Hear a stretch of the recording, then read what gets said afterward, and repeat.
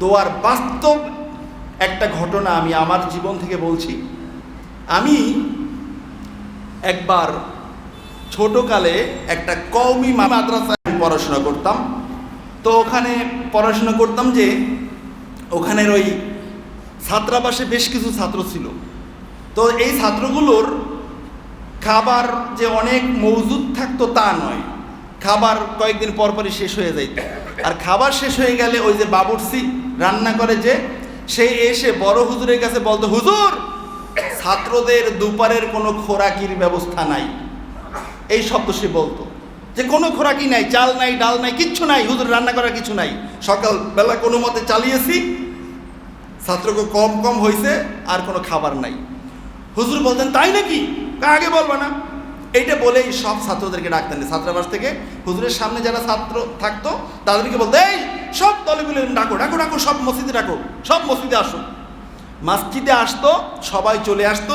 হুজুর জিজ্ঞাসা করতেন, তোমাদের অজু আছে তো সবাই? সবাই বলতো, হ্যাঁ আছে। দু একজন যদি বলতো, না হুজুর অজু নাই, বলতো অজু করে আসো। অজু করে আসতো।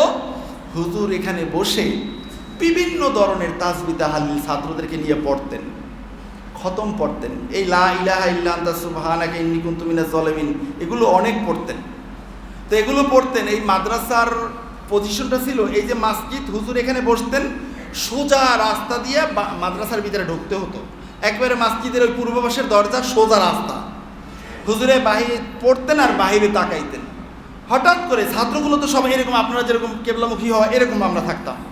তো হঠাৎ করে হুজুরে বলতেন, আলহামদুলিল্লাহ আলহামদুলিল্লাহ আলহামদুলিল্লাহ, এই বললে দরুদ শরীফ পড়তেন, পইরা মোনাজাতের দিকে আগাইতেন।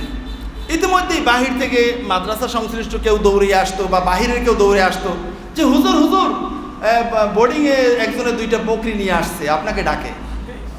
হুজুর তাড়াতাড়ি দোয়া শেষ করে ওখানে যাইতেন, গিয়ে ওই বাবুর্চিকে ডাক দিতেন, বলতেন যে একটা জবেহ করো আর একটা বাজারে নিয়ে বিক্রি করে চাল ডাল কিনে নিয়ে আস। এই ঘটনা আমি আমার চোখে কয়েকবার দেখছি। খারাপ খাবার নাই, খোরাকি নাই, খোরাকের ব্যবস্থা তো হবে রাজ্জাক।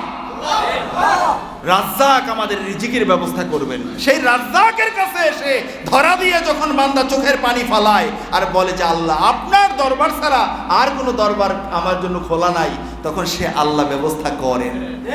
ঠিক কিনা বলেন?